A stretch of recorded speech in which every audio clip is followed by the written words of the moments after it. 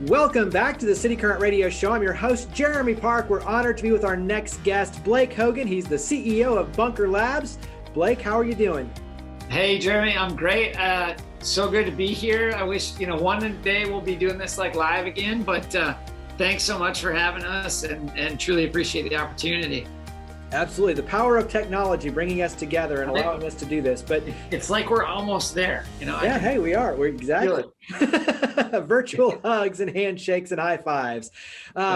Give us a background on Bunker Labs, because what you're doing is very unique. It's very important work when you look at connecting the military community to resources and entrepreneurialism. So give us some background on Bunker Labs.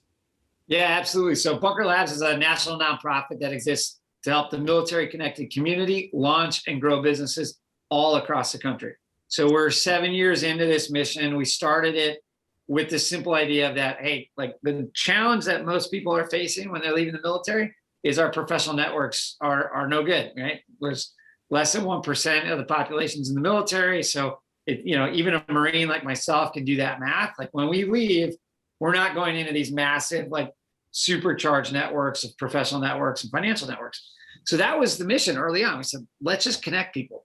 Now, today, we are running cohorts and helping to build communities in 40 cities around the country. And we're focused on running cohort-based programs to help entrepreneurs launch, grow, or scale their businesses. And then in those communities, people can be an ambassador to support those entrepreneurs, or they can just join as a local community member that's got expertise or a network they want to lend. So whether you're just testing an idea, whether you've got a business you're trying to grow, or whether you've got something to scale, there's a cohort program at Bunker Labs that can help you along the way with that journey. I want to go back and touch on two things. One is to thank you for your service and for all the military veterans and those who've served our country for their service and sacrifice. I think that's an important piece of this. Two is having a brother who is a Marine as well and watching him come out. To your point, there's a huge gap, both in terms of the network, because they've been serving our country, and all of a sudden you come back and it's like, wait, what? I got to find a job and I've got to, reintegrate back into society. And all of a sudden I've been at war and trying to protect my life and my brothers. And, you come back and it's like, you're in this world that's going at rapid pace. Then there's a whole nother where you integrate back in. And to your point, you realize, okay, well, I've learned so much, but now it's different acronyms. It's different ways of handling things. So talk about it from that vantage point of just the important work that you're doing to give our veterans hope, skill sets, possibilities, close these gaps. I think there's a big piece of that for our community at large that's just really important that I want you to touch on. Yeah, thanks. Absolutely. And Semper Fi, your brother. Look, Bunker Labs we believe that the military experience is one of the things that our country can benefit from. If we're going to rebuild this economy, it is going to require leaders that know how to serve. It's going to require leaders that know how to get the thing done. And it's going to require leaders that are willing to take risks. And being an entrepreneur, encompasses all of that. So this is absolutely about highlighting great leaders and giving them a spot to land, and saying, like, this is your community. We want to help you along your journey. So whether you've got an idea, you're testing it, or whether you've just raised a Series A and you're trying to go public. And look, I think that's, there's this media narrative that's sort of like the hero or the broken, right? And I don't buy into any of that garbage. I think that those that chose to serve because they're servant leaders, and they want to continue to do that, whether that is, in getting a job or starting a business or going back to school. And we believe that in an aspirational identity and an aspirational culture, like most other Marines, I saw the commercial of the guy slaying the dragon, and I was like, I want to go do that. And then when we leave, it's like, hey, you should, go through this transition program, and maybe you can apply for unemployment. I'm like, that's all garbage. We don't need that. Like, we're gonna go slay the dragon now. And it's like, and the way that we think you should do that is go be a hugely successful entrepreneur. And success can look different for different folks. Like I just mentioned the Series A and IPO. IPO is, right, that's up to them, right? But Air Force veteran Mike Anderson, it's got a company called Stash, like mustache.com. Think Airbnb for storage, right? And so you can rent out your garage if you've got a building you want to rent out. Maybe you're a church or a nonprofit, and you've got this empty asset that's not being used. So they're raising millions of dollars and continuing to grow. And or I think of one of my favorites, and is one of our original bunker companies. This is quite a few years ago now, but Jax Taylor, Army Sergeant, got out early. She medically got out earlier than she had thought, and she had a little farm, she had some goats, and was like, I want to make money at this. And we're like, okay, great. How are you going to do that? She's like, I'm going to rent them out to mow people's yards. It's like, that, do people do that? I don't know. It's, and, now she's got this like growing business where, cities and municipalities and like large corporates will rent out these goats to mow their retention ponds. And she's like, I'm busier than I could ever be, and I'm doing what I love to do, right? And so she's going to make a great living in Clarksville, Tennessee, hire a couple of people and do what she wants to do. And Mike Anderson is like, we're going to read about Mike on Forbes. And I think that's what's unique about the bunker culture. It's like, what we're trying to do through this cohort-based model is bring back that like small unit experience we had in the military. So you're with these folks for a distinct period of time. The difference, though, is we're trying to wrap the whole community around it. So when you're like, hey, how do I get involved? Like, in the past, it was like, hey, come to an event. You're like, okay, that's great, but what do I do next? Like, now you can go to online.bunkerlabs.org. You can directly connect with entrepreneurs based on their industry, based on their geography. So we're making it easier to grow that network, and it's just like, our belief is that one of the best ways to continue to serve is to be wildly successful, so that you can do the things that matter to you. Yeah, I love it. So let's dive in. You've been touching on it throughout, but dive in deep on veterans and residents, because you've got the applications and everything else too. So dive in on that. Yeah, absolutely. So we currently have 160 entrepreneurs in 23 cohorts across the country, from Atlanta to Austin to Minneapolis to here in Nashville. And Veterans and Residents is a geographically based 6-month incubator for early stage companies that have some traction. So you've either got some customers or some users, but you've got something that's real and you can point to. So you're not at the idea stage. And all of those cohorts have the option to meet virtually based on whatever makes sense in that particular location. 21 of the 23 locations we are in partnership with WeWork, so they've got this amazing veterans and residents office and lounge. So you've got like a spot to set up shop for 24/7 access that's yours, right?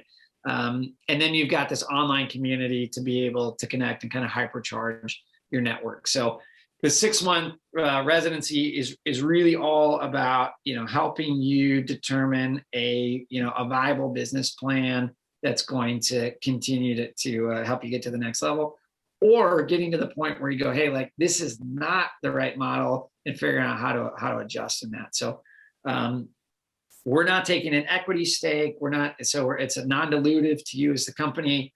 And in most cases, we're bringing corporate partners to the table, like Ford and others, to put up grant capital. So we just did a $50,000 grant pitch competition and at our muster. And so that was between Ford and Fiserv and some of our other partners. So we're trying to continue to up the capital. So if you want to put some capital in the game, we'll name a pitch competition after cityCURRENT. But the idea is really simple. It's like, look, get smart people in a room, surround them with the leaders from that community, and then and work to hypercharge their growth, their network, and then do it with these entrepreneurs around the country. So you got your cohort locally wherever you're at, but then you're connected to these 20 in this 23 other cohorts around the country. So you can go to bunkerlabs.org and apply for that now. and those applications are open until April 15th. Gotcha. Talk a little about the CEO Circle. Yeah, so the CEO Circle, I'm really excited about. We've done it across the country for a number, for a number of years. And as we have pivoted like others in this COVID environment to figure out how do we really provide value, we've made the decision that going forward, our CEO Circles will be industry focused. So there'll be 12-month mastermind, industry focused for companies that have a real growing company, typically on the order of 500,000 in revenue or ARR. So we've got some exciting partnerships in the work, so that will help to bring that program to feel more like a fellowship where you're getting the opportunity to meet with those entrepreneurs in person from across the country. And then actually starting April 13th, we'll kick off the pilot industry group, and we'll kick off with a group focused around entrepreneurship through acquisition. So for those folks that are trying to buy a business, you've got 2.5 million veteran-owned businesses, and almost 2/3 of them are owned by people that are 55 and older. And we want to help give them a successful transition. So that'll kick off April 13th. And we've got a consumer packaged goods group and other groups that are industry based. And so people can nominate an industry saying, hey, I'd really like to have a group focus on this. And we'll continue to have more. The ones that will likely continue to launch in the fall are around federal and defense companies and government contracting companies, as well as consumer packaged goods. So the big difference between veterans and residents, early stage, 6-month incubator, CEO Circle is 12-month industry based, and you've got a growing business that you're trying to scale and really become, remove yourself as the daily operator and become the owner. You track a lot of stats on your end in terms of the companies that are launched, employee sizes. I mean, you've got a lot of great stats, and so many of them you put on your website, but what are one or two that put a big smile on your face? Yeah, for me, it's about the jobs. So we've helped create over 3,000 jobs, and the reality is, it's like, we've probably created quite a bit more, and we're trying to go back and do some longitudinal research now that we've got companies that are 6-7 years going. My guess, the Marine guess, is probably it's more than that. I don't know, 5,000. I don't know. I'd say 10,000. But if you think about that, so Amazon is coming to Nashville, and they're the goal there, I think, is somewhere between 3,000 and 5,000 jobs, right? So here is this nonprofit that set out with this goal of, like, if we can just connect entrepreneurs to the right people, they can determine the outcome of their dreams. And over the course of doing that, we've helped create over 3,000 jobs. So that's the thing that's really exciting to me, because there's I don't know who said it, but you want to have somebody to love, something to do, and something to look forward to. And if we can help with one of those, and something to do, or maybe something to look forward to, then we're living our mission. Give me one or two of your just top tips or top ones that come to mind for entrepreneurs, and they could be obviously at various stages, but when you talk about just encouraging people to follow their dreams, entrepreneurs, especially for veterans who say, I'm really thinking about this, what's one or two bits of advice? Yeah, so a couple of things. Like, we really believe that people will be what they can see. And I think that's what was so powerful about the World War II generation is, the whole country was at war, whether you're on the front lines or not. When you came home, nearly half of those 16 million veterans started businesses, or they went to go on to own a car dealership or operate. So you could just look around and see that. And, like, if I wanted to get into media after World War II, I could say, hey, Jeremy, how did you do it? And we would have met at the Legion. There would have been sort of this community around that. So I think a big part of what we're doing is trying to tell the stories of these entrepreneurs so that folks can just see themselves, whether it's Jax Taylor. But one of the story that stands out to me is an entrepreneur by the name of Marcus Carey. So Marcus is a Navy crypto guy. So he's like one of those big brother guys that like probably is, about to Zoom bomb us any minute here. And Marcus was a part of one of our very first events we ever did in Austin, Texas. And Marcus came in and he said, without an attitude of arrogance, mind you, said, I am going to raise $1 million. I'm going to get into Techstars. I'm going to sell my company, and I'm going to write a book, and I'm going to continue to help veteran entrepreneurs along the way. So Marcus has done all of that now. Right? He's raised multiples of millions of dollars, sold his company. He's written, I think, 6 or 7 books now. You can go to Amazon, and his company was V-Threat, and then I think Threat Care, all around cybersecurity. I think Threat Care was the final name that got acquired. Marcus always had this heart of service. Like, he was very clear about his goals. He was like, this is what I'm going to do. And I'm inviting you on this journey to help me. And I want to know how I can help you. And he was, whenever there was like a tech thing or a web thing or just somebody that was stuck in a challenge, Marcus was one of the first guys to raise his hand and go and do that. And, and you'll see that with folks that, that are really successful, that sort of attitude of humility about it. I think that, so yeah, one is just like people will view it, they can see, like, we've got those stories across Bunker. And then I think the other is like being willing to be vulnerable and willing to fail. And that is not something that's congruent with our past experience in the military. Failure was not an option. Lies around on. Like, I had a pretty, boring career in the Marines, spent most of it in Washington, D.C. So I don't have these like cool, sexy stories, but it's like, we all still sort of understand that's what we're doing. Now, as an entrepreneur, the more that you can quickly test things and learn and see like, oh, that didn't work, I'm going to do something else. Like, and iterate, like, the quicker you can get, feedback and get something that matters for your customers. And so I think we have a tendency to come to it with like, here's the business plan. Like I spent the last, whatever time writing this like 30-page plan and I'm ready to go. And you put it in front of a customer and just like, no plan survives first contact with the enemy. No business plan survives first contact with the customer. So it's just kind of giving that space to be like, hey, not only is that okay, like it's normal, and let's do that. And like, let's make sure there's a quick feedback loop that you can get it. So I think it's like simple stuff, right? It's like get with some other people. Like if you're with people that are like, oh, I am, I did this in the military, so now I'm going to go do this. And it's like, there's no like breadth of thought of what you could be or creativity of like, I think about being a military police officer and like, it's a very natural transition to go, I'm going to go into law enforcement. Like that makes a lot of sense. And that's what a lot of your peers are doing. But I want to challenge that and say, is that what you want? Because if you do, then go do it. That's awesome.